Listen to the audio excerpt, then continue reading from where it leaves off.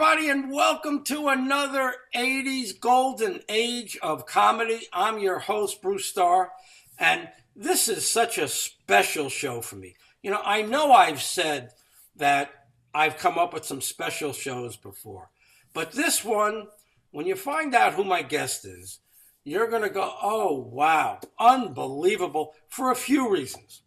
Because here's reason number one. When I was 5 years old, maybe 6, I had a camp counselor in bunk 5 or 6. Maybe he can straighten me out on this. It's either bunk 5 or 6. He'll remember better than I might.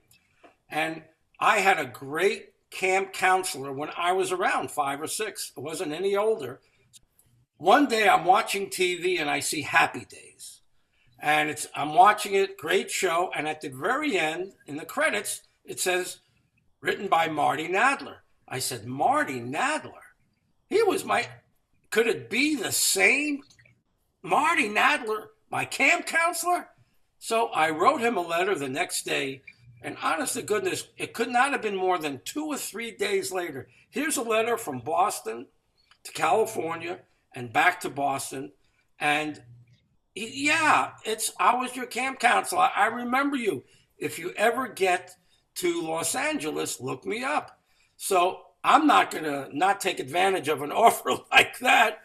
So when I went out to see my sister, Roberta, who was known as Bobby Starr at Camp Winston, when Marty Nadler was there, I went to see Marty at Paramount Studios.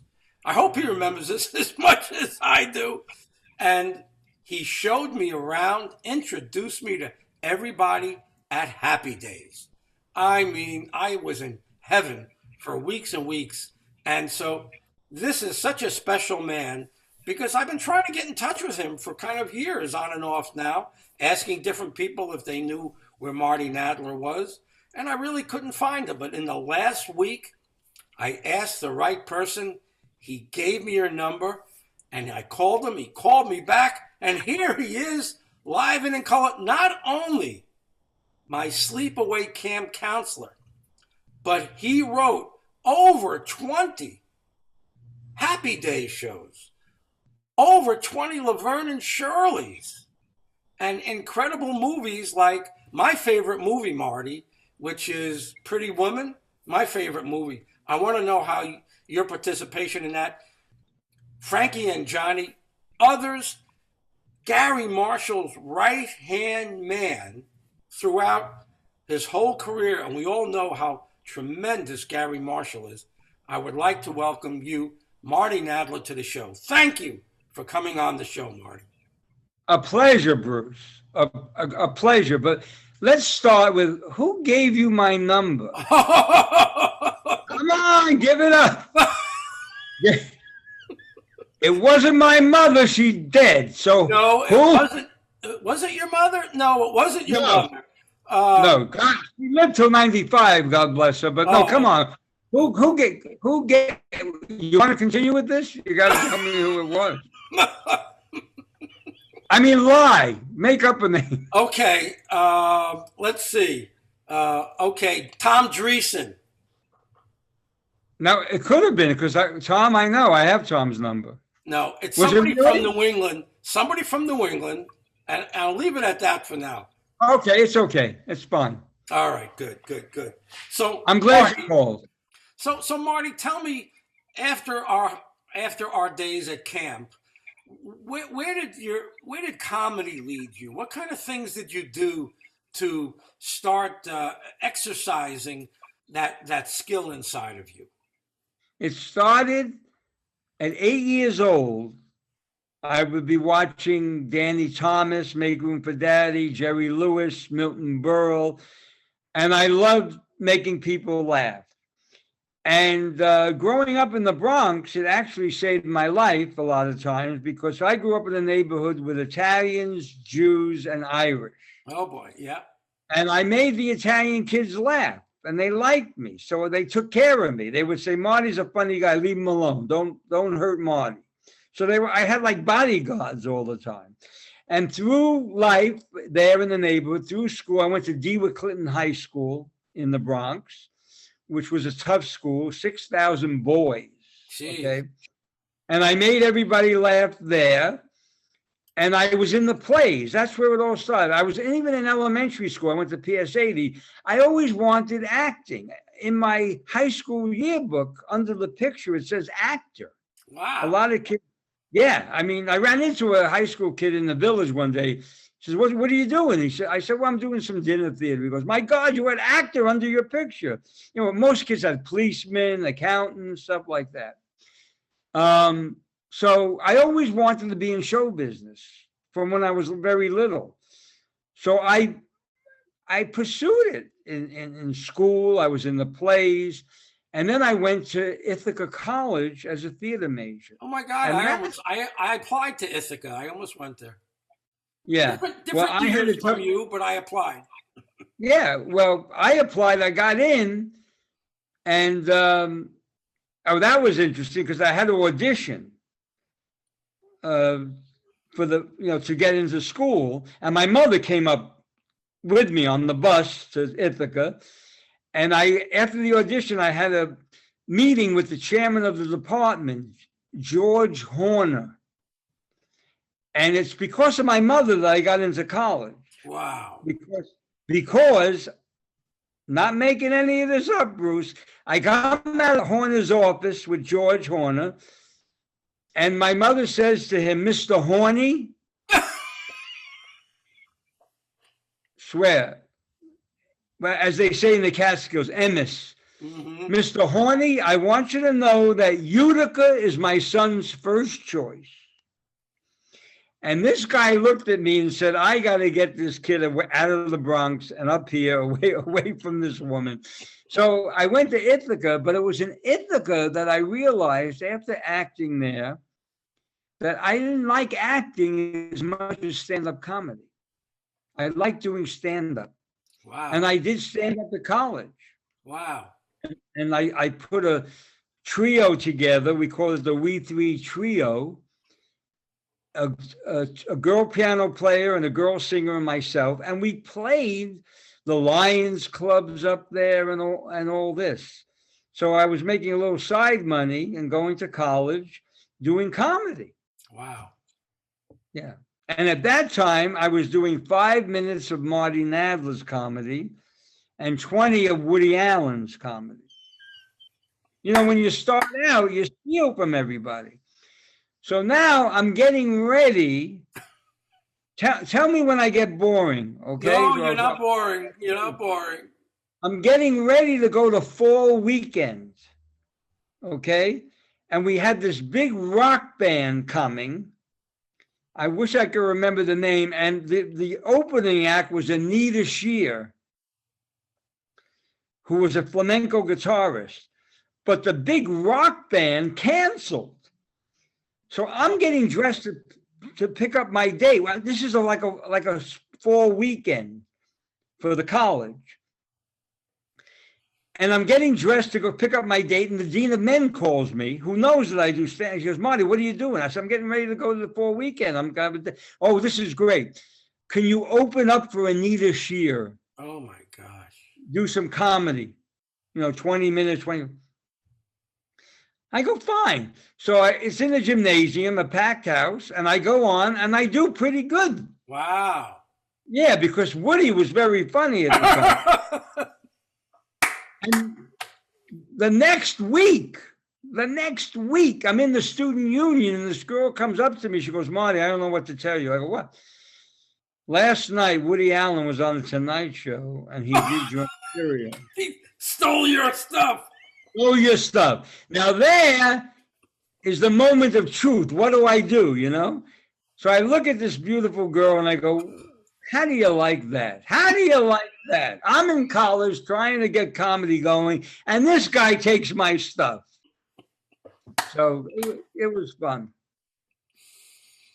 All right. So lead me to some professional paying gigs. How did that start happening? That started, I graduated college, and I actually went to graduate school at NYU. But after 1 year, the draft, I had to leave. They took away my deferment, and I was up for the draft. But luckily, I flunked the physical, the induction physical. Same with me. Same with me. Different year, but same with me. Yeah, they flunked. I flunked, and I started auditioning for things in New York, and I started doing comedy in the Village and at the Improv in New York. But I got the first paying gig I got as an actor in dinner theater. I would go out and do dinner theater around the country. And then I come back and I do stand-up. But see, my paying gigs in stand-up was not doing stand-up. When I got up at the Improv and did my act, all these guys started with me. David Brenner, Richard Lewis, Jimmy Walker, Freddie Prinze. They all wanted to buy my material. Wow. So I had to make some money. So no one was booking me. So I made money selling my material, which was great because it made me write more material constantly. Fantastic. So that's how it all started. All right. Some great guys there. Great guys. It's amazing unbelievable that you started with them. It's fantastic.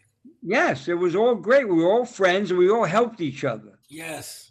And then I got a call from a guy I went to college with.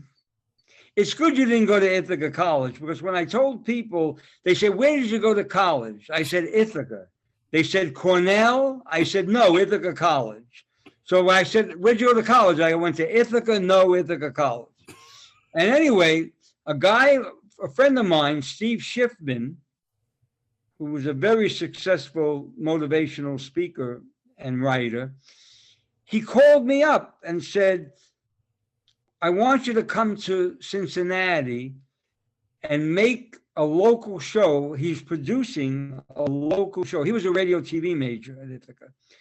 Come to Cincinnati, work on the show and get some comedy into it because I want to go syndication. Okay. So I said, okay, I'll come. I mean, I went, he paid me, he put me in a hotel. And for a month, we worked on a morning talk show where stars would come through Cincinnati because, you know, you go on the shows to plug what you're doing. Sure. So Kirk Douglas did the show. He plugged his movie. Steve Allen was on the show. And what happened was it didn't go syndicated. We couldn't get it to go syndicated. So Steve comes to me and says, what do you want to do? I can give you a first-class ticket back to New York, or I can give you a first-class ticket to Los Angeles. And I was never going to Los Angeles. I always avoided Los Angeles. But in the meantime, I had met Penny Marshall and Rob Reiner. They were married. Right.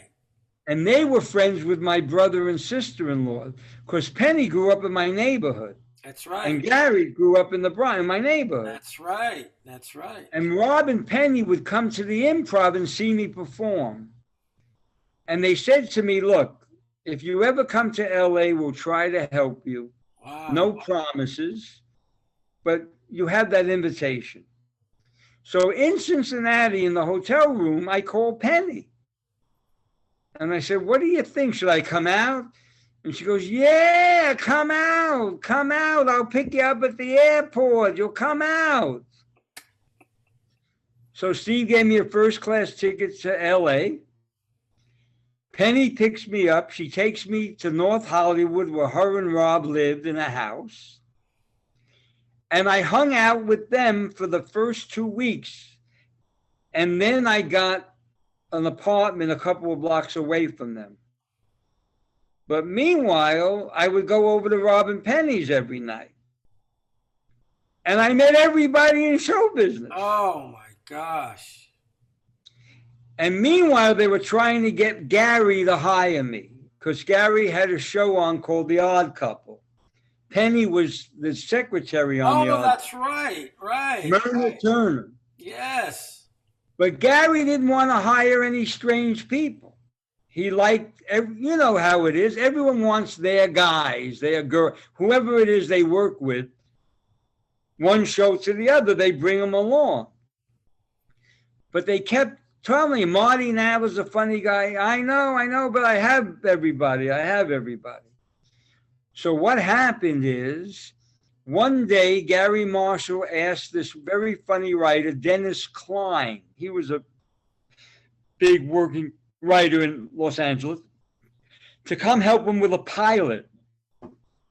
And Dennis said, no, I can't. I got to do something else. I don't want. He goes, come on. And he goes, no. What about Marty Nadler? And Gary goes, Marty Nadler. Everyone.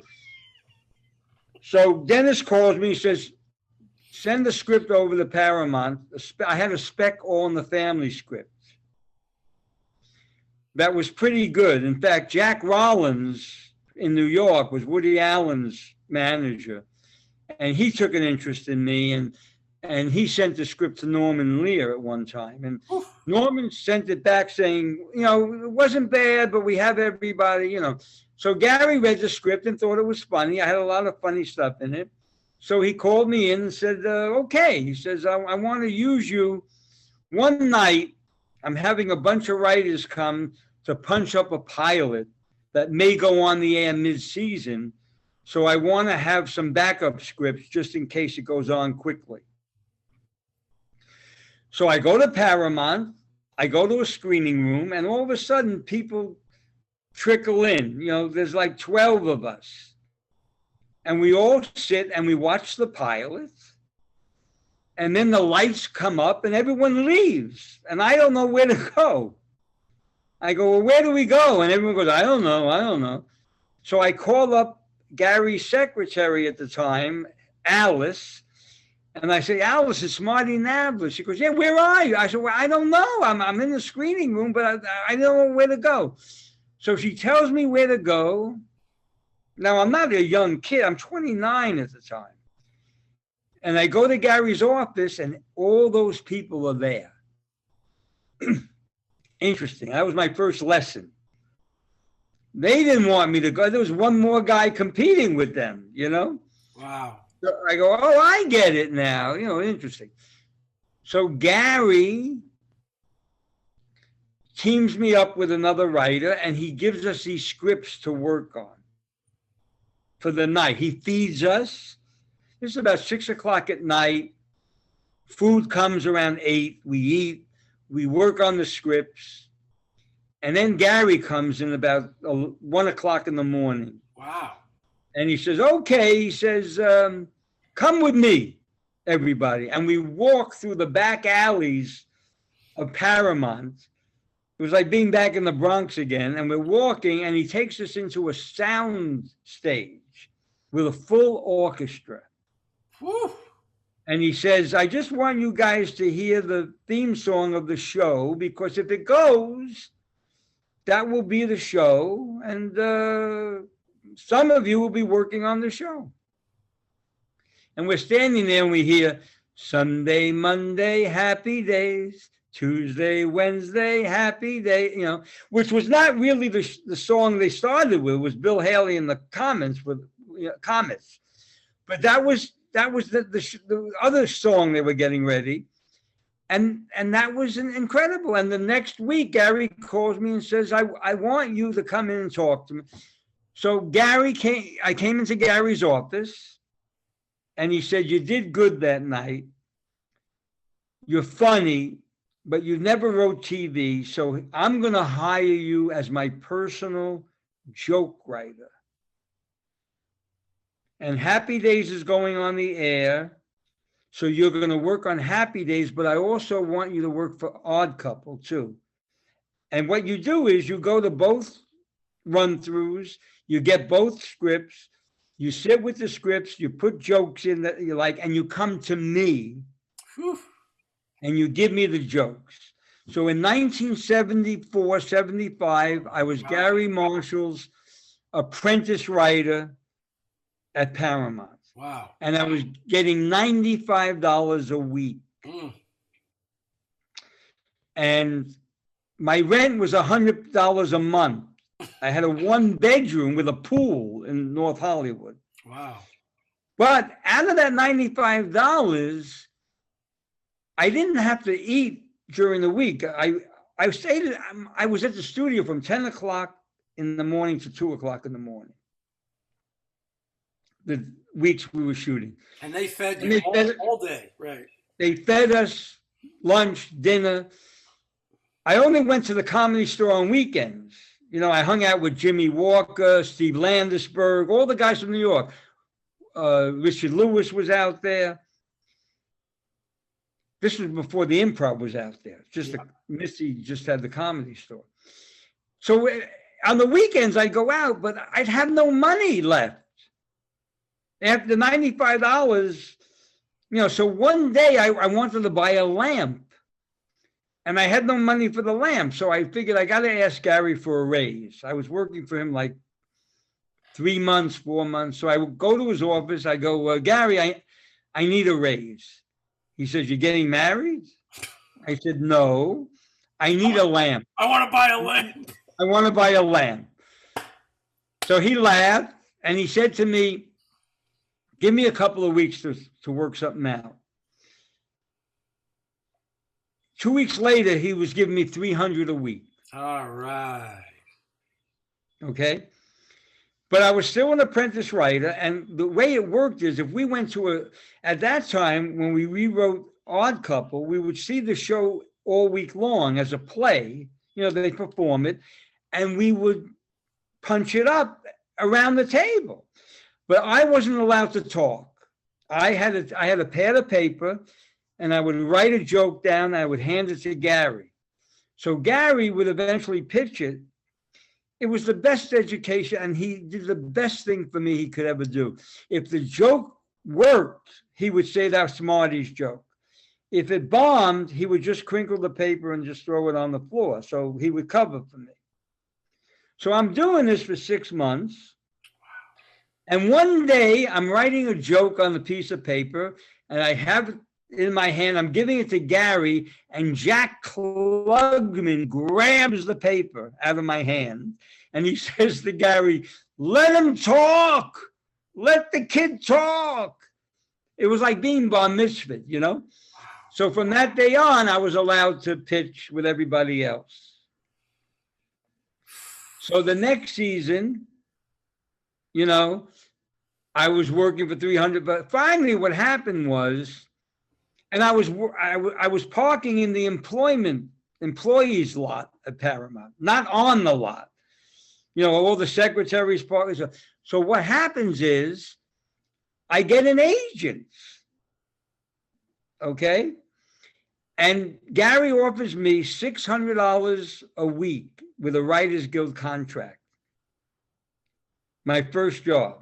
But I have an agent because the agents would come to the run-throughs and see who Gary hired and who he liked. So this guy, Herb Karp, came up to me and said, I want to sign you to William Morris. I said, fine. So Gary makes the offer to me to come back to Happy Days for the next season for $600 a week. Meanwhile, William Morris gets me 3 other shows at $1,500 a week. Whoa. But I say to Herb, no, I really owe Gary a season. It's my first real writing job. He took me off the street. He's mentoring me. I'm going to take his off. I mean, and the guy starts yelling at me. Well, you don't know what you're doing. This is what I said, no, you don't know who I am. I've got to give Gary a season. And after that season, he'll have to compete with all the authors, but I need to do this for me. So the 3 other shows, one was called the Montefuscos. That went off in 6 weeks. All those shows went off the air in 6 weeks. We were doing 36 weeks. And by me doing the right thing happened. And Gary, of course, he told Gary, and Gary is a very loyal guy. So he appreciated what I did. Did you know what you had in the beginning? Did you know what Happy Days was? Did it stand out for you? Did you know any idea? No. But eventually it became a #1 show. All right. So like the third season or fourth season, Gary calls me. Well, Gary doesn't call, he calls my agent. My agent calls me and he says, they want you for head writer, $2,500 a week for 36 weeks. Woo. I said, that's great. I said, I got one problem. Now, Bruce, I'm not making this up. I said, I want a parking spot on the lot.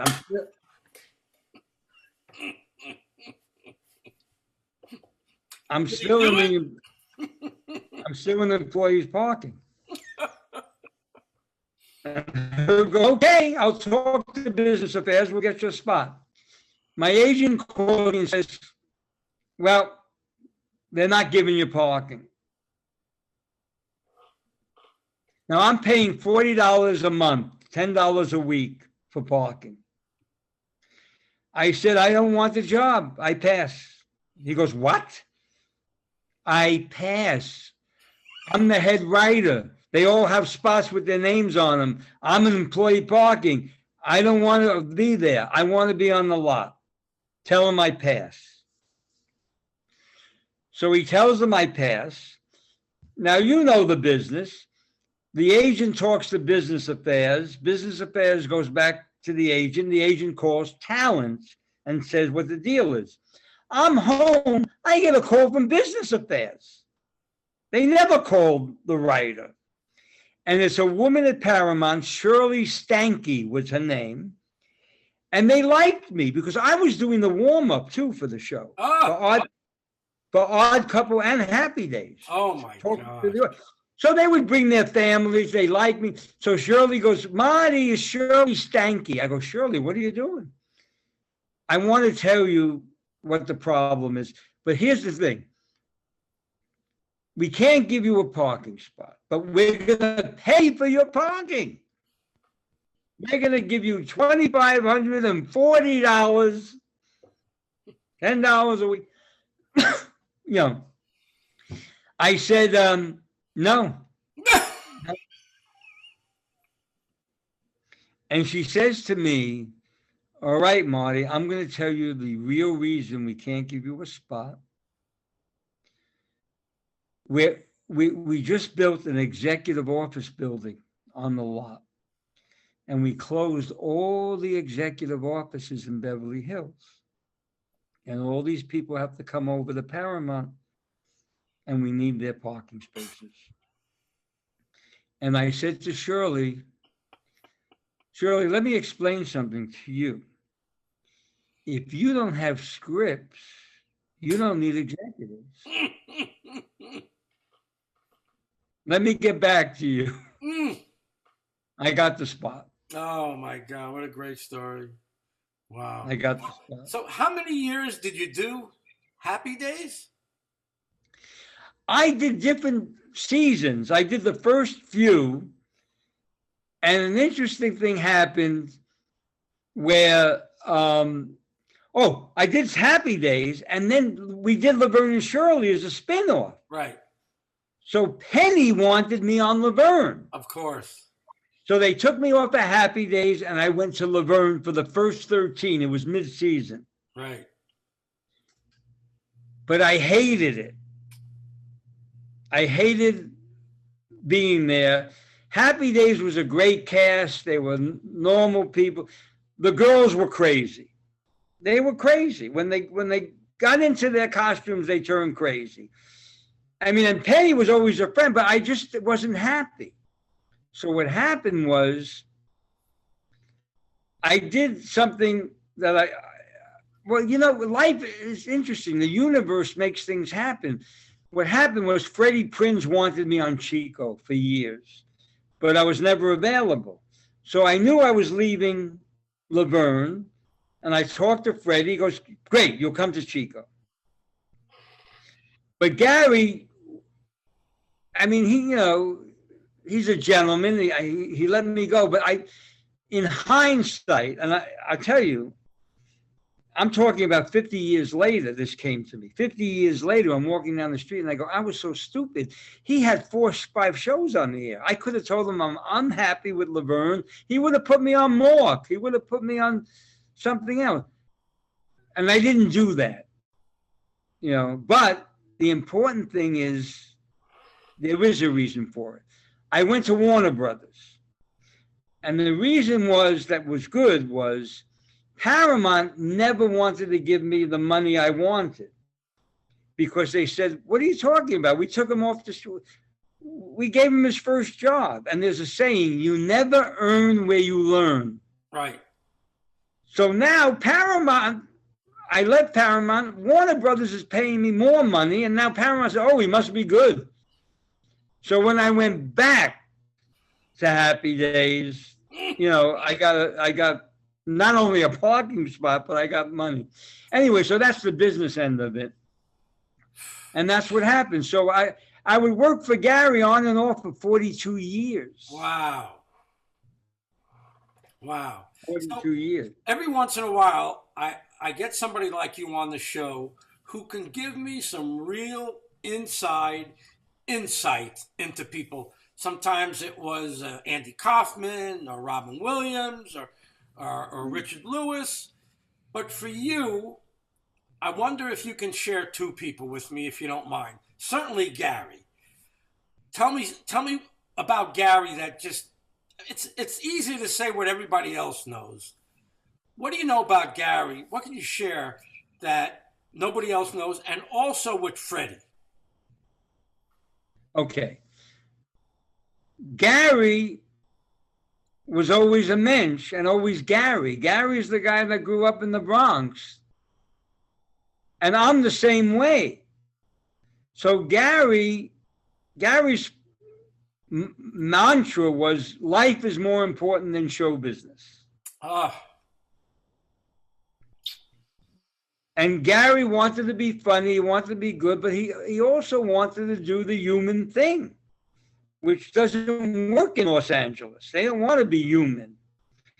But Gary was just this guy, honest, hardworking, and loyal. When I worked for Gary, the first three or 4 months, he was always getting me unfired. I was always getting fired. Okay, I'll give you an example. Okay. When I first started, we're going back and forth a little bit, but when I first started Happy Days, I was making $95 a week as his assistant. So we're watching a Happy Days, a rough cut. What happens is you shoot it on Friday. Over the weekend, it goes to the lab, and the editors are putting it together. And then midweek, you're doing the next show, you're rehearsing it, but then you're editing last week's show to get on the air. So we're in the screening room watching a rough cut, and I'm there with all the writers, Barry Diller from Paramount, all these executives, producers, and I'm watching the show. And at the end, it ends, and the director's Jerry Paris. Remember that name? Yeah, sure. Yeah. So Jerry is the director, and I'm a theater guy. That's my background.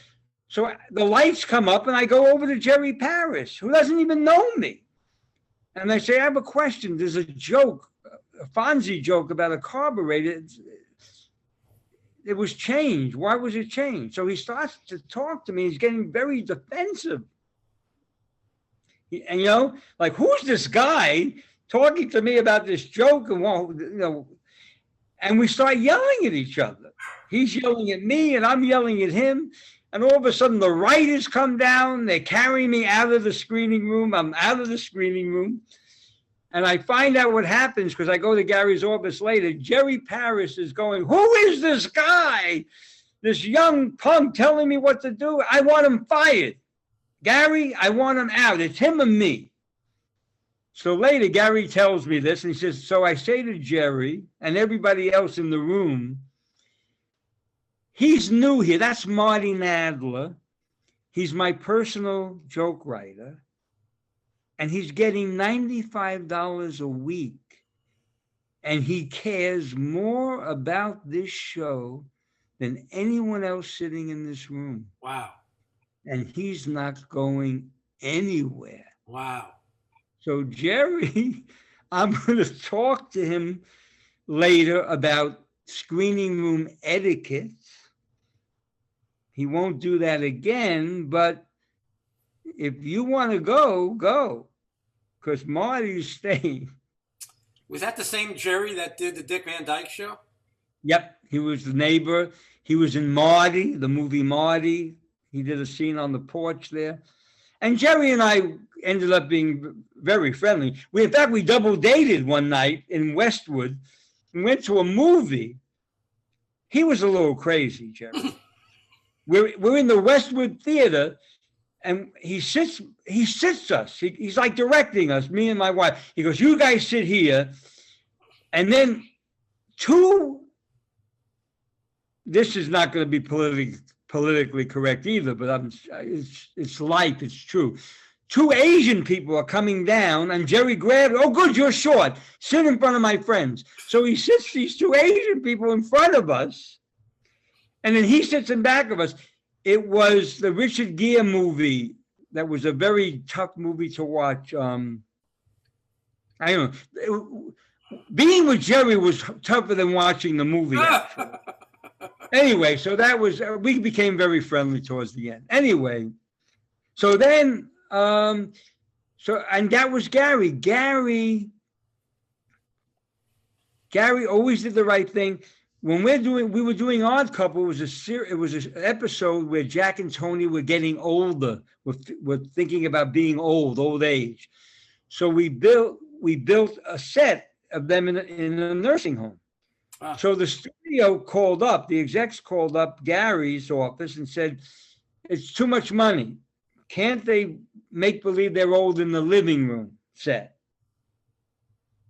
And this is the way Gary worked. Gary said, "No, I want a nursing home, and you guys don't want to pay for it. You know what? I'll pay for it. I'll take it out of my salary. Deduct it from my salary," right? So they hung up the phone, and they said to the powers that be, "Hey, Gary's going to pay for it." And they said, "What?" "Yeah, Gary said he'll pay for the set." And they said, "You know something? Gary's contract is coming up, and he's going to go to Universal, because he's going to remember this, that we're not supporting him." So they paid for the set. That's how Gary worked. You know, he just showed people who they really were and was able to succeed. So lucky that in such a crazy business, as you know, that you got to work for such a mensch. Yes, and he was always good to me, and he was paying me. He said to me when I started, "I'm giving you $95 a week, but I'm going to bring you up through the ranks, and eventually you'll make a lot of money." And that's what happened. Freddie Prin? Yeah, tell me about Freddie.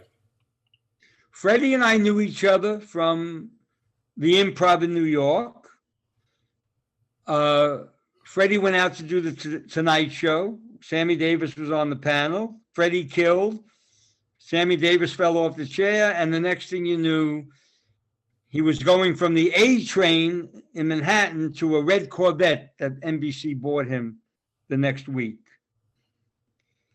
And the problem with Freddie is he was too young. He was too young. So when you're young, you get sucked up in that town, and everybody is making money off of you. So, you know, during the years, the first couple of years at Chico, I was working at Paramount. I would go to the Improv, and, you know, Freddie would see me, you know, and he goes, "Oh, and one night he said to me, 'Marty, you live in Malibu. I wish I could live in Malibu.' I said, 'You're Freddie Prinze. Buy a place in Malibu.' Well, my business manager says I really can't. I just bought a house for my mom, and you know, and all this." But what they were saying is they were controlling him, because a lot of times when he wanted to take off, they would say to him, "No, you're hot, you can't take off." You know, you got to do this show. They just work you till you die, basically. So Freddie was a victim of all, you know, he had a manager, an agent, a publicist, and he's the golden goose. So it was too much pressure for him. A lot of pressure, but guess what? Guess what takes the pressure off? An 18-year-old kid is sitting there going, I'll show them. I'm going to take drugs. I'm going to get high. I'm going to escape. I'm going to, this is going to make me feel better. I'll self-medicate. So what happened with Freddie is, he got into drugs. But when Freddie and I'll tell you the end, Freddie and I were in my apartment. I still have my apartment in North Hollywood, but this is before I went to Malibu.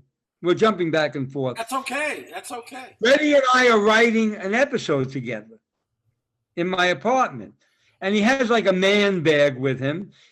And at one point, he takes out a gun out of his bag. And he sees I'm a little uncomfortable. And I say to him, Freddie, look, any joke you want to put in, you put in. I'm not going to fight for it. He laughed and he put the gun away. That was a year before he accidentally shot himself, by the way. He didn't commit suicide. So it's interesting. I get a phone call. I'm off Chico. I just did one season there, and then I went back to somewhere, Paramount, somewhere. But they called me when he, first of all, the phone was ringing off the hook when he got shot. What happened with Freddie is he was a young kid. He'd play poor me. So he'd be at his condo on Wilshire Boulevard at 2 a.m, and he'd call up all his friends. I'm thinking of committing suicide. I'm depressed. This girl left me. So they all go over at 2 a.m, not me. They all go over at 2 a.m. and talk him out of it. And one night he was there with a couple. He was playing with the gun, and the gun went off.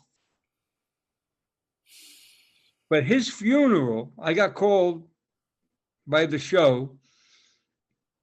One of the secretaries said, Freddie would definitely want you there.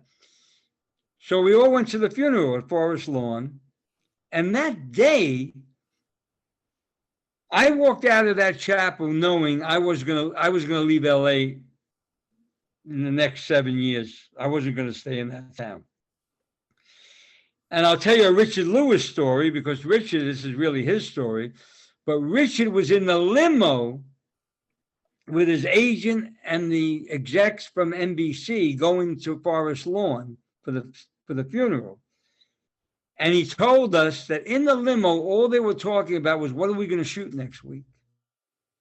How are we going to keep the show going? Which is pretty cold. But that's what it is.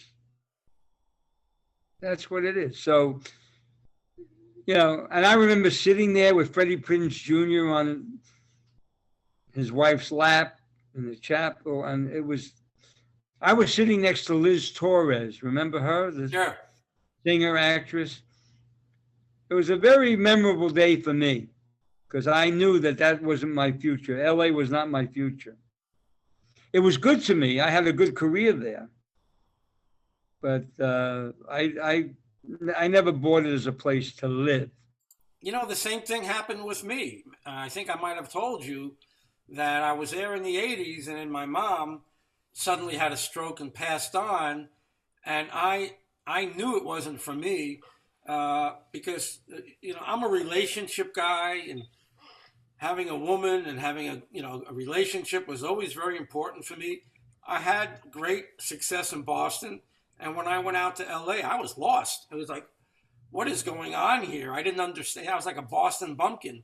And I knew really what was going on, that you weren't going to get any dates or anything unless you were in a position of power, or you sold drugs, or you were a drug dealer, or a drug addict, or an alcoholic. You weren't going to get anywhere. Yeah, what saved me was most of my friends out there I knew before any of us made it. We all came up together, and a lot of my college friends from the theater department were out there working. So we were friends. out there, other people befriend you if you're a commodity for them. Could you get me to meet Rob Reiner? Can you get this person to look at my script? So I was in a good place, and just by luck and timing and everything else, which has a lot to do with success. So it's so interesting to hear about your relationship with Freddie and with Gary. So you mentioned 2 or 3 shows. You mentioned Happy Days, you mentioned Laverne, and we don't have to talk about Laverne, you already said that. Did you get friendly with any of the actors? Did anything naturally, friendship occur with any of them, or did you have to keep your distance? I kept my distance, but we're going to get back to Laverne, by the way. I have a really good story for you. Please. But later. But first, let me tell you about the actors. In other words, I didn't hang. Well, we didn't hang out together. I had my other friends. I had the comics, a lot of comics, and also, like I had the Happy Days softball team. Okay? They always wanted me to be on the softball team. They said, it's good for you, it's good, it's healthy for you, exercise. Meanwhile, Monday morning, they come in with crutches and casts on their arms. And I would say to them, I'm with you guys 5 days a week. I don't want to spend Saturday and Sunday with you. I want to be in bed with the New York Times. I want to relax. I want to get away from you. But I'll give you an idea. It doesn't mean we didn't care for each other. Sure. So, and I'll give you an idea. Not an idea, I'll give you a story. Anson Williams was getting married for the first time in Santa Barbara. And we all went to the wedding. Okay?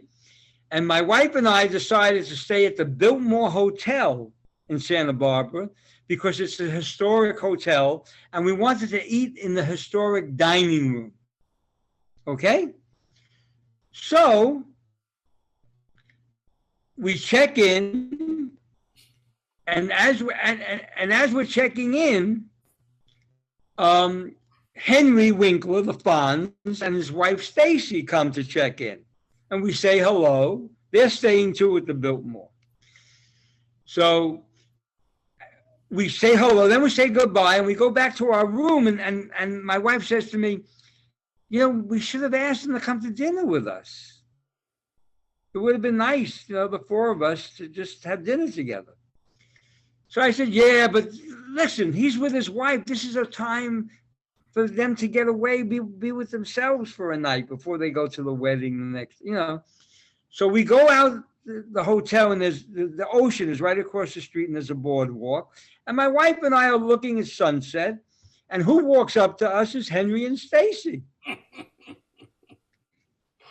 And I don't know who invited who, but we started saying, why don't we have dinner together? So we say, yeah, let's have dinner. And Stacy and Henry say, look, you'll come to our bungalow.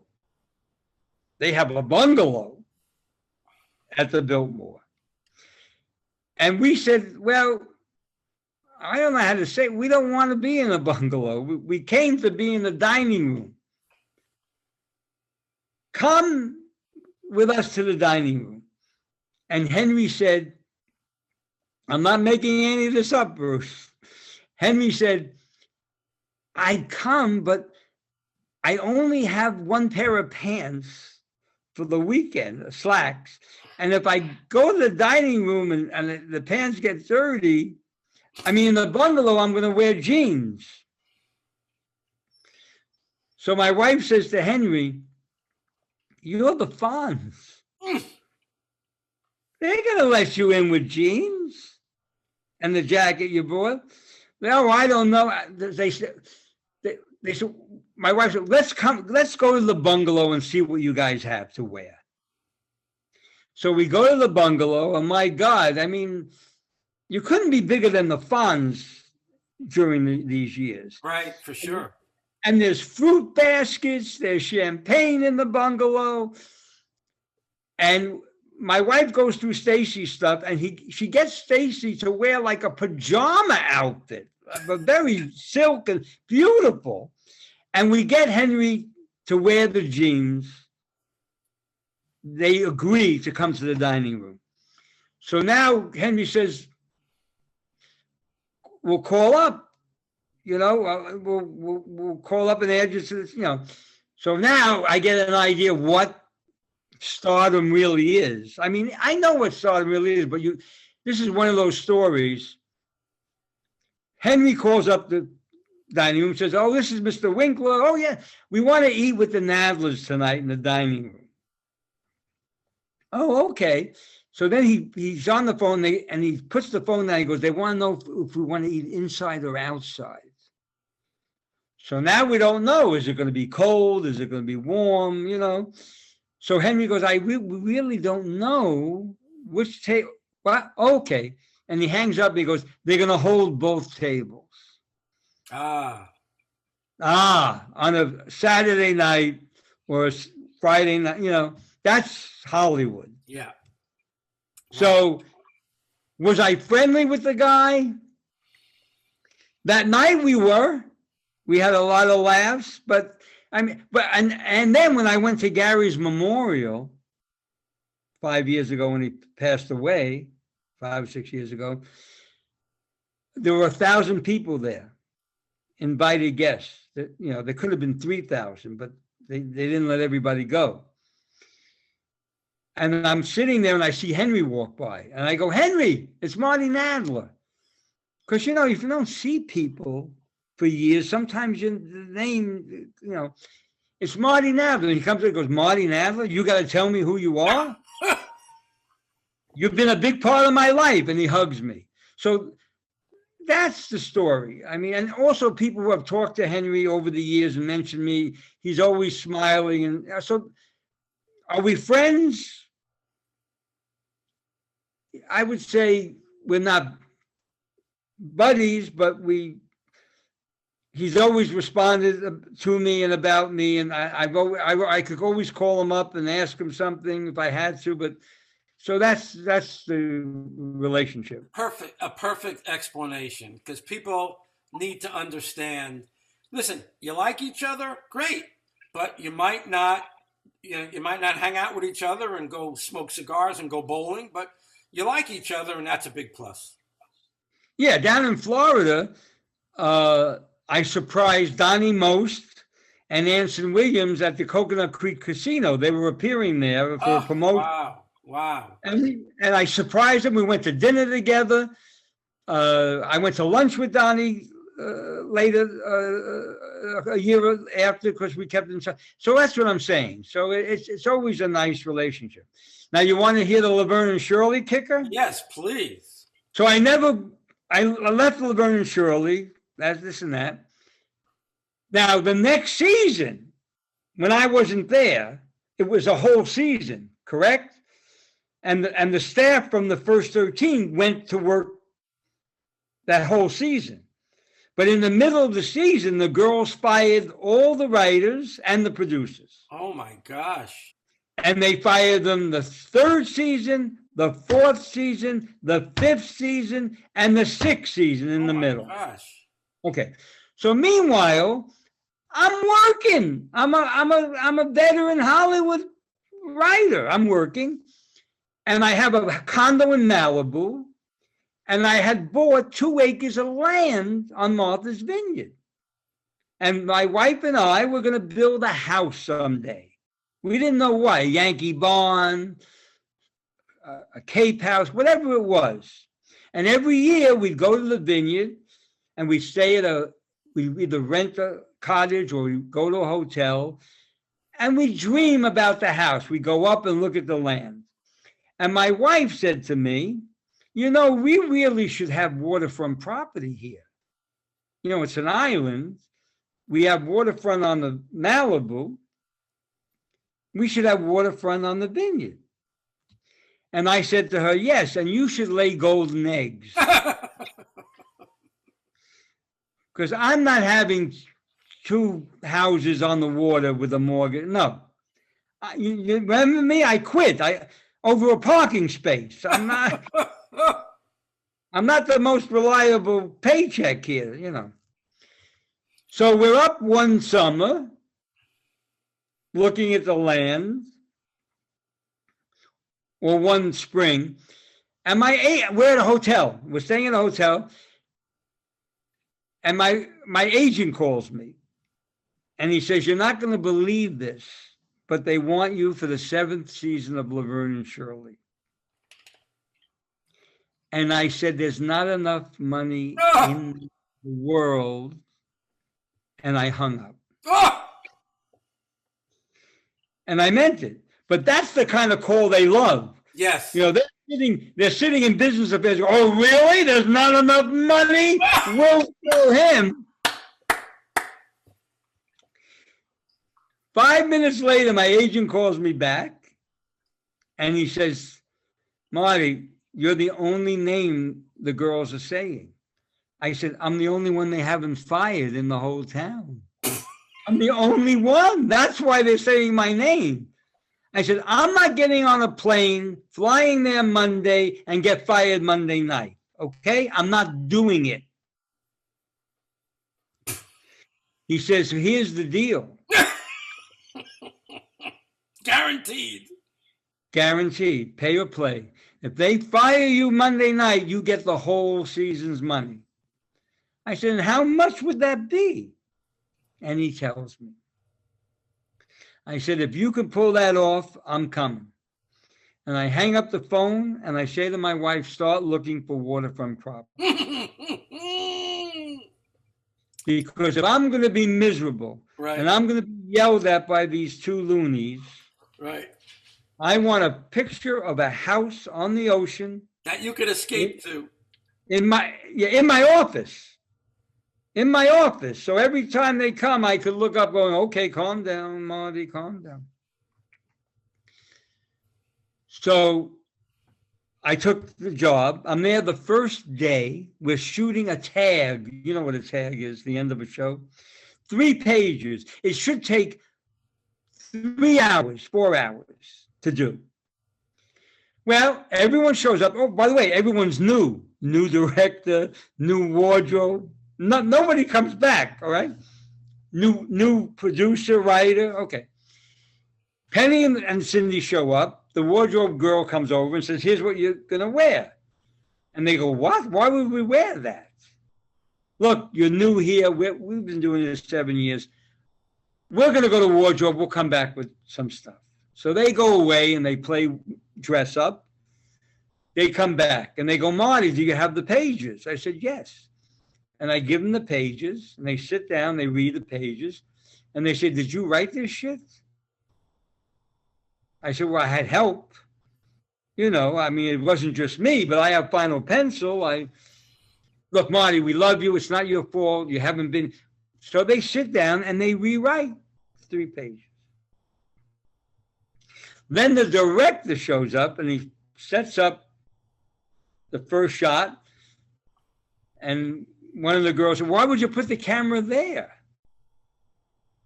So now they're directing. So Bruce, 8 hours later, I'm in my office and the phone rings. My assistant comes in. Gary Nardino, who was the head of Paramount Television, is on the phone screaming. He wants you at his office right now. I go over to the executive office building. I'm parked somewhere else. But I go to the executive office building and he's screaming. I go into his office. He's holding up the call sheet. And he says, "How dare you call yourself a producer? 8 hours you take." And I just say, "Gary, shut the fuck up."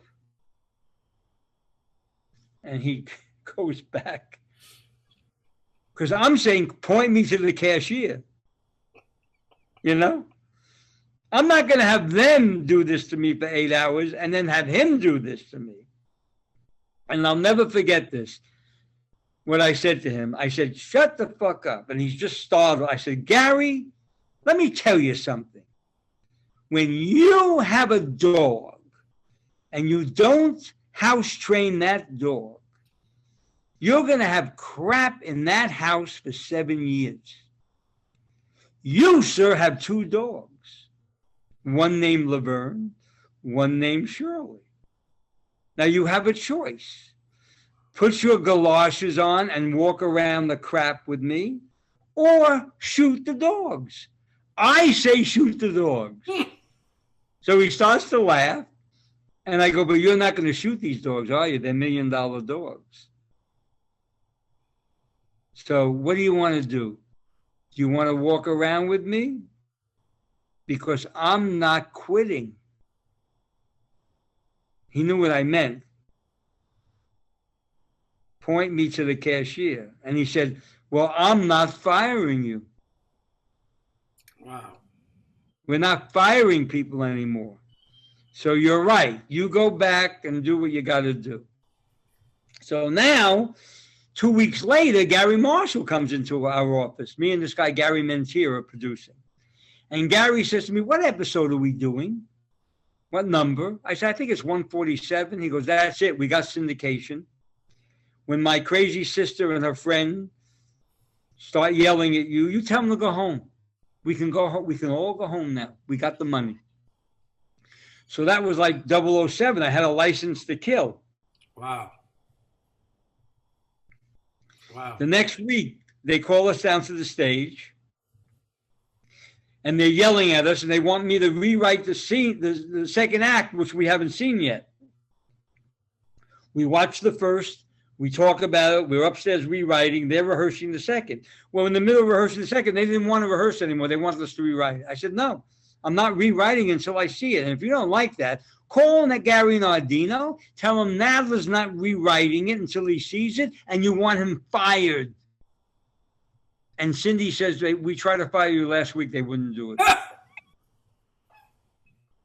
Who was the loonier one? Because I know what the answer is going to be, because my wife was a massage therapist, and she massaged Penny one day, and she was a ticket, let me tell you.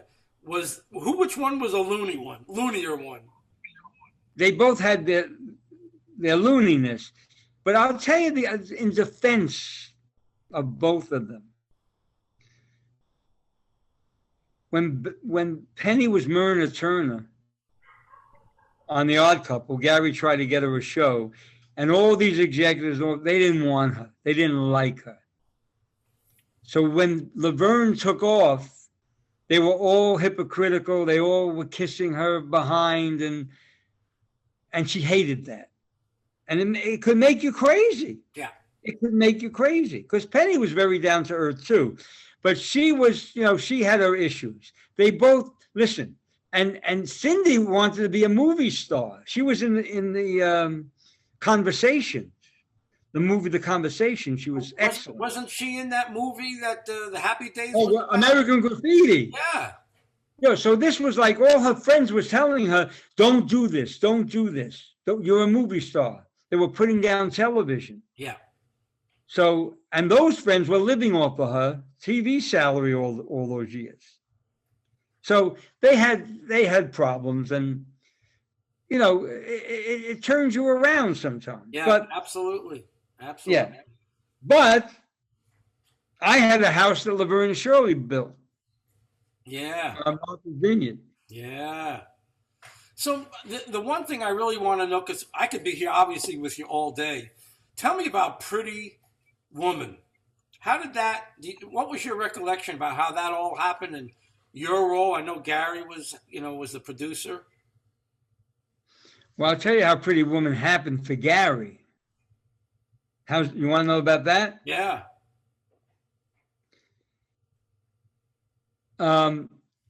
Gary's college roommate, was on Martha's Vineyard for years.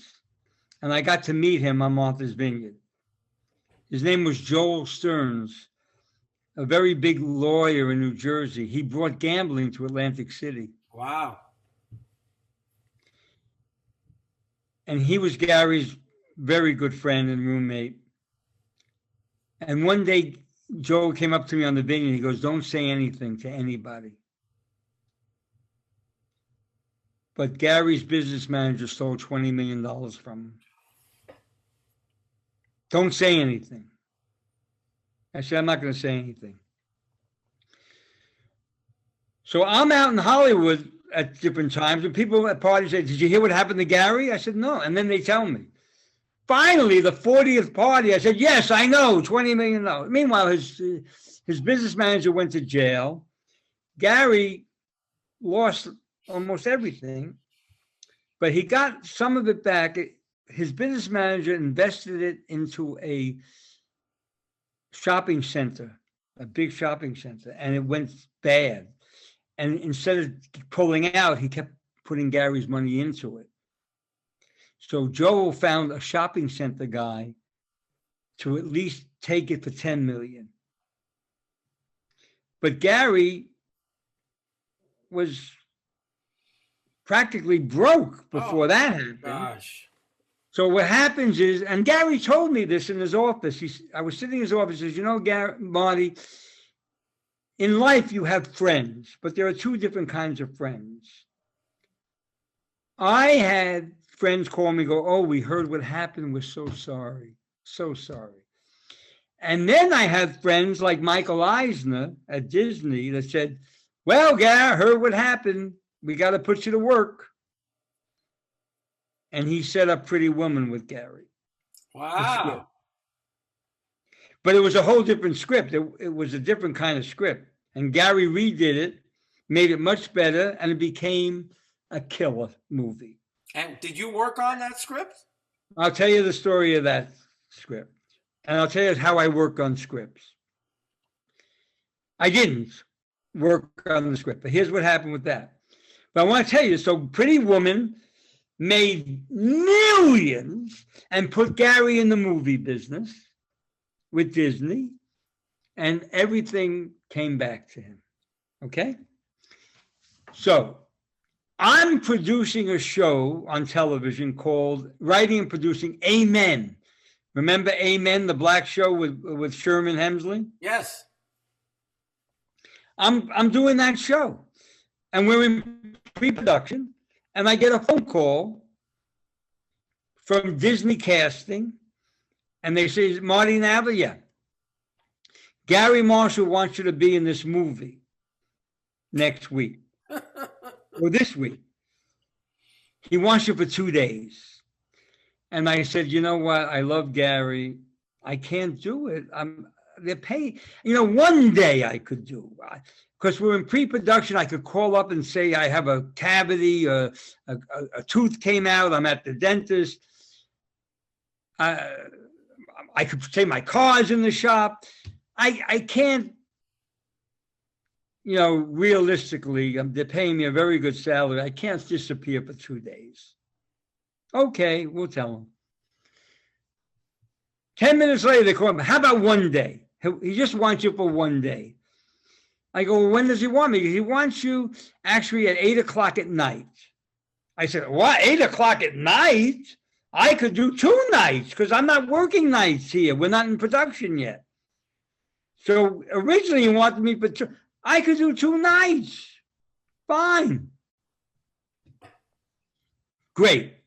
And they're calling me about cost, you know, my sizes and everything. And I'm trying to keep it low key. I'm writing on my palm, telephone numbers and stuff as I'm in a meeting with the Amen people, you know. Anyway, the next couple of days, I go up to Hollywood Boulevard where the movie started. Yeah. Remember the movie opens on Hollywood Boulevard? Yeah. And I'm in that scene, but I go to Gary at 8 o'clock. I say, should I get into costume? And he goes, well, I don't know. I mean, Marty, we're going to be here till 6 in the morning. I go, what? I got to go to work at 10. So I mean, I didn't really know that much about movies at the time. Right. So he didn't want me writing. He wanted me in the movie. So I was in the movie at the very beginning. Did you ever see me in that movie? No, I'm going to have to watch it again. Well, you can't blink. You have to put it on pause. I'm in the movie when Julia Roberts, who was sitting next to me while I was being made up, by the way, She walks down Hollywood Boulevard and there's a dead body in the alleyway. I'm not the dead body, but there's a detective interviewing two tourists. The detective is Hank Azaria, by the way. Yeah. And I'm the husband of Linda Goodfriend, who was Richie Cunningham's girlfriend, Lori Beth, in Happy Days. So me and Linda are the couple from Orlando, and we're talking to the detective. So that's my connection with Pretty Woman. Okay. As far as writing for movies, that happened much later. What happened was I left LA in 92 when everything went corporate. I had the house on the Vineyard. We sold the Malibu place. I was done with LA. And what happened was a couple of years after that, Gary's roommate's daughter was getting married on the Vineyard, and Gary came for the wedding.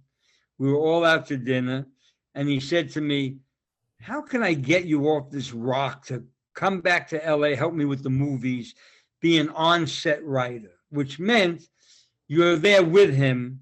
Punching up like we did with the TV shows. Punching up, and also if Julia Roberts says to him, I don't like this scene, I don't like this speech, can you make it better? Can you make it different? So he's got a writer with him to work with. So that's what I started doing with him on a movie called The Other Sister in, I think, 98 or something, or maybe earlier. And so that's what I was doing after that. I did about 9 movies with him. Wow. So you did it on your terms, you know? He didn't work your tail off like he did back on the set. I have one more thing to ask is Julia was always a favorite of mine. And, you know, she always seemed so kind of available as a star. What can you tell me about her, if you can, if anything, that people really don't know? She's exactly what you said. She's just a regular, wonderful lady. I did 3 movies with her. Pretty Woman, Runaway Bride, and Mother's Day, Gary's last movie. And, you know, she always saw me around and, you know, knew me from, you know, Gary's writer and stuff. But she always knew the crew, knew their names, got to know them. And, of course, she was very beholden to Gary because Gary gave her big start. But she didn't have to be. She could have been this prima donna, but she never was. And she was always easy to talk to. And I'll tell you what happened. There were 2 people that I always wanted to apologize for what I said to them. She's one and James Taylor is the other. Wow. And I never had to apologize to her. I'll tell you the story. I mean, I thought, you know, I gave her a left-handed compliment. Sometimes I just have a big mouth and I just say things I shouldn't say. At the wrap party of Runaway Bride, I go over to her and I say, Julia, I just want to tell you what a wonderful actress you are. I mean, you are such a good actress. When you get old and lose your look, can you imagine? Can you imagine the schmuck I am? You're still going to get work, okay? She just looked at me, this and that. But when I saw her the next time, I always thought when I see her, I'm going to insult her again by telling her how sorry I am. She came over to me. She had a big smile. She kissed me on the cheek. So I knew, you know, if she came in the room and looked at me and went the other way, then it was that time. But no, so I didn't mention. And James Taylor was the other thing is I got to know James on the Vineyard a little bit. That's and right. And then he stopped coming to the Vineyard. So I ran into him at the Chilmark store on the porch, and I was a little sarcastic. I said, James, it's so good to see you. We miss you. And he's looking at me and his road manager's looking at me. It was a stupid thing to say. But I'm not going to apologize to James when and if I ever see him again. I'm just, hopefully, we'll just say hello, Well, Marty, I am so thrilled that you've come on the 80s golden age of comedy. It's priceless. This was just spectacular. I so appreciate you sharing yourself, your memories, your experience, and I know that we're going to be working together. We've talked about you and your son going on the road together. No, I would love that. Yeah, I would love that. We're going to work on that, and I know we'll be in touch with each other. I know we'll be speaking, but again, just thank you so much. You've made my week and my month. It's my birthday in a few days, so you've given me a nice birthday present, and thank you, sir. You're very welcome. And here's the good news. And I'm not saying this because God knows I don't want to do another podcast, but when you and I are together and hanging out and breaking bread, there's so many other good stories you're going to hear. Oh.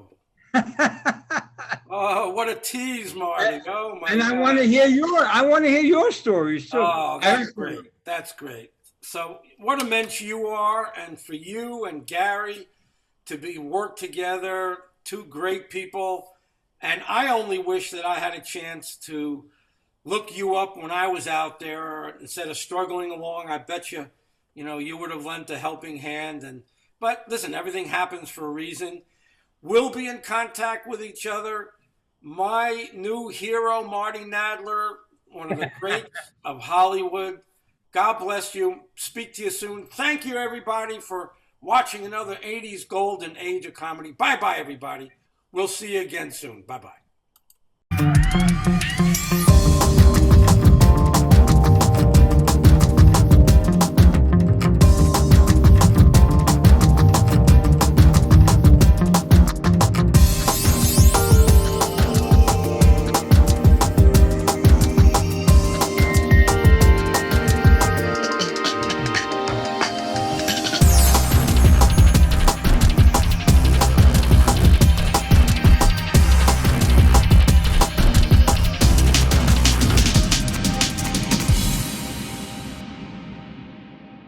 First, I want to hear about your remembering Camp Winston, Sackett Lake, Monticello, New York. How many summers were you there? Was it just one? 17. I started going to camp. This is a nice story because it has to do with comedy. My father died. See how funny this show could be? My father died when I was 3. Okay. Oh, I'm sorry, Marty. And my mother was left with 2 boys, and she had to go to work. And my father grew up with a bunch of nice people, his brothers, and one of their best friends by the name of Cy Geller. Oh my God. Yeah, well, this is funny how life is. So Cy, my uncle, my father's brother, actually, I think called Cy and said, look, Mac died. His widow has 2 boys. One is 3 and one is 8. She's working now, and school was their babysitter for the year, but now they're going to be alone in the summertime on the streets of the Bronx. Can you do something? So Cy called my mother, who she had known a little bit, and he said, I'll take the boys for the summer. Really? Yeah. And my mom didn't have a lot of money, and the camp wasn't cheap. There was some expensive, it was 8 weeks. But he said, pay whatever you can. Ah. And at 4 years old, and my brother was there too, I was in a bunk with a lot of the young kids because we were staff kids. not my mother, but the camp mother had kids or the head counselor. So I was in a bunk 4 years old. Now my mother had to come up every 2 weeks. Remember the guest house that was there by the dining room? Yeah. So I put her up in the guest house because I would be crying sometimes. I miss my mom. And I went from 4 to 17 when I was a counselor. Wow. I had no idea. Yeah, but that's where I became funny. That's where I became funny because, like, you were in a bunk. What were you, 5 or 6 years old? 5. Okay, so I was in a bunk. I think I may have been a little older, like 7 or something. And you remember this too. You're in a bunk. They play taps. You go to sleep, but you don't go to sleep. You're in the bunk and you're talking. The lights are out and you're talking. Right. Well, I was from the Bronx. Most of the kids came from Long Island. Right. The 5 towns. They came from Scarsdale. Right. Yonkers, Manhattan, and they all had money.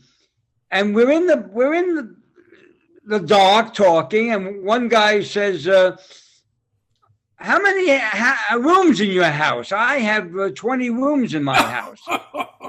And the next guy would go, how many rooms in your house? Well, I have 25 rooms in our house. Marty, how many rooms in your house? And I go, well, there's got to be like 1,500 rooms in my house. I lived in an apartment house.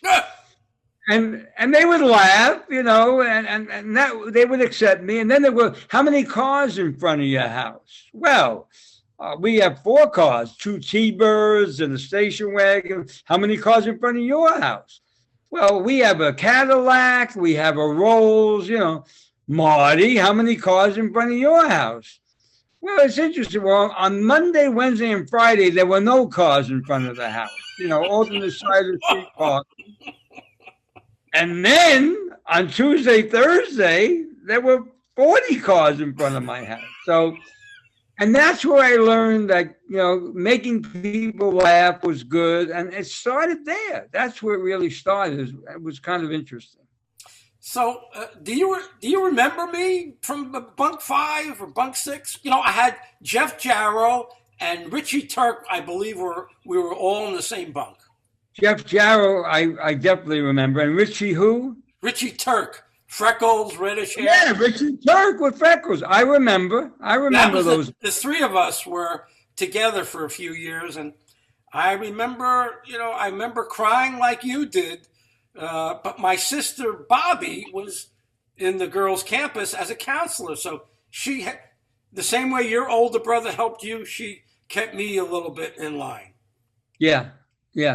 So it was really an interesting time. And that camp, there was a lot of show business people in that camp. Let me see what you could remember, because the next year I had Warren Murray as a counselor. Dan Murray's son. That's right. And Warren worked with me at Paramount one season. Oh, that's right. Years later. And what's his name? Buddy Hackett's nephew was in the camp. I'm trying to think of his name. But you know who I was a counselor to? London Lee's kid. Oh, my God. London Lee. Yeah. I mean, and what's his name? Schaefer. Jack Schaefer was a comedian or something, and his son was a counselor there. And that also, Winston got points for me later on. We'll jump around a little if you don't mind. Remember a sitcom called The Last Resort? It was on CBS for 16 shows. Right. I think I've seen it. I'm sorry. I don't remember it. No. But I'll tell you, who cares about the show? What happened was The Last Resort was about a Catskill hotel, like the Concord. Oh. And the producer of that show was Gary David Goldberg, who did Family Ties, right? Oh, my God. So Gary David Goldberg's in his office, and I know that he booked a ticket for him and his wife and for the director of the show, Assad Kalada was his name, to go to the Concord one weekend to do research for the show. So I happen to walk into Gary's office and I say, Gary, I just want to tell you, when you go to the Concord, because the owner's kids of the Concord went to Camp Winston. Well, not only that, the maitre d' of the Concord. That's who Barbara is is the daughter of the maitre d' at the Concord.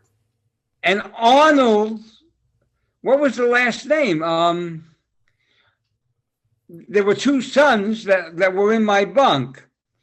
What was his name? The maitre d'? He just passed away. He lived in Boca. Yeah, the daughter lives in Boca. Yeah, well, anyway, I told him, look up these people. And he goes, you know these people? I said, yeah, I know the talent guy. He picks up the phone and he calls up the office. He goes, I want you to book a ticket for Marty and his wife and the room and everything. We're all going to the Concord. Wow. Cohn, something Cohn was his name, not Myron Cohn. Right, Barbara Cohn is the daughter. Yeah. Yeah. Arnold Cohn? I don't know. I don't remember. No, Arnold Cohn was the kid. Anyway, we went to the Concord and we had great stories from Cohn, the maitre d', which we did an episode. One of the stories we said, was there any funny things that happened at the Concord? He goes, what are you talking about? It's all funny. He says, we were serving dinner one night and a guy died at the table. We go, really? He goes, yeah, we had to put a sheet over him. We couldn't move him till the medical examiner comes.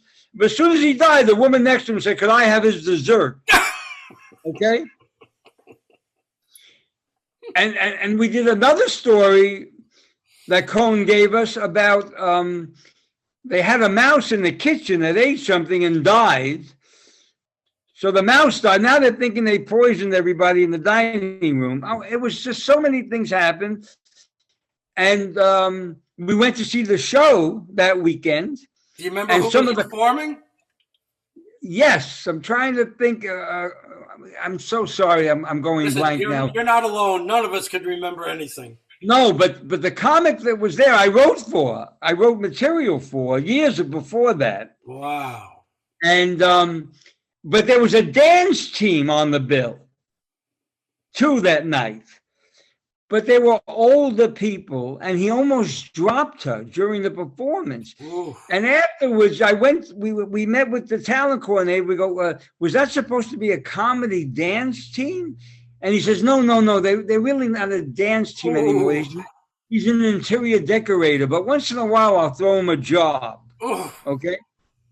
I mean, but all those people went through the Concord. Buddy Hackett. Oh, yeah. It was but it was all Camp Winston connected. The Parker family owned the Concord, and the Parker kids, Jim Parker and stuff, went to the camp. So we all knew each other. It was hysterical. What a golden time! What a great. You know, I've wanted to get some of the Catskill comedians on the show, but there's so few left, and the couple of them that where the names pop out. They're not feeling well. They're having health issues. Yeah. Dick Capri is one guy that I'm. Dick Capri was the guy. And then, Dick Lord. Dick Lord was the guy on the show. And I wrote for Dick Capri, and I wrote for Dick Lord, and I wrote for Mousy Lawrence. Yes. Remember? Mousy. Yes, of course. I wrote for all those guys back in the day. Yeah. So. Yep. It was a golden time. I mean, first of all, it was innocent. None of this crazy stuff that we have here now. People would be able to get in their car and take 2.5 hour drive, and they'd be up at the hotel from Manhattan and spend the weekend or spend 10 days, leave the wife there, go back to work. I mean, it was a great, great time. Yeah. It wasn't all great driving up because one weekend I drove up, I was writing for Gabe Kaplan.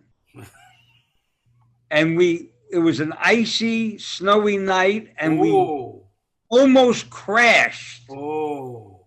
And I felt bad because it would be, the headline would be Gabe Kaplan and another guy died on Route 17. But yeah, it was, but they were good times. They were good times. Yeah. And you walked into the dining room at breakfast at the Concord. There were 5,000 cantaloupes on the table. The smell would hit you of all those cantaloupes. It was unbelievable. So you must have worked in the kitchen at Camp Winston as well as a waiter at times. I was a waiter. I was a camper waiter. Now I had, yeah. We all us, former young kids would see all those cute girls at camp, and we would wonder if the counselors or the waiters might have had their way with some of them. Well, if we did, we some of us, it would be very dangerous, because I will tell you that I was going steady at camp with a girl who happened to be Jake LaMotta's daughter. Oh, wow. Yeah, Jake used to come up and do boxing exhibitions for Cy. Wow. I used to box on the basketball court. On Monday nights, they had us kids boxing. I boxed a kid by the name of Red Morgan. I met him years later. Wow. So what a life, huh? Yeah. Do you remember the infirmary? Of course. I got the measles there. I lived in that damn infirmary. We all went to the infirmary. Do you remember the doctor? No. Dr. Ackerman was his name, because he had a free summer up there. He played tennis. So it was an amazing camp. Amazing. Yeah. And Cy and his son Jeff. Yep. He was a very interesting guy. Cy was, yeah. And his son Jeff was. I remember one time I saw some things that Jeff did that kind of turned me off so much, I decided not to go back the next summer. Well, I had a problem with Jeff. Yeah, he Jeff bullied some people. Yeah. Jeff fired me because I told him to go somewhere. And I went back and I started packing. I went to the waiter's bunk. I started packing my trunk. And Cy walks in. Where are you going? Cy was like a second father to me. And he said to me, well, where are you going? I said, I'm leaving. I'm going home. You can't go home. I said, what do you mean I can't go home? I don't want you going home. I mean, by that time I was 17. It wasn't that my mother was afraid of me being on the street. He just didn't want me fired. I said, well, your son fired me. Look, I talked to my son, but he's my son, so he's going to give you a punishment instead. I said, well, what's the punishment? I'm not making any of this up, Bruce. He said, you got to set up for the whole camp tomorrow morning, the girls' dining room, the boys' dining room, by yourself. So I said, okay. So I got up there at 5 o'clock in the morning. Remember where the flagpole was and all that? Yeah. And I go in the dining room, and who's there? Cy is there, and he's helping me. He's helping me set up. He says, don't tell Jeff. Don't tell Jeff. But it was such an interesting life, a time of life then. Absolutely. And it's so good to hear about all the other people that you remember that, because I didn't come in at the end. I was there 58, 59, 60. But for you, it's kind of towards the end. Do you remember Richie Rosenstock? No. All right.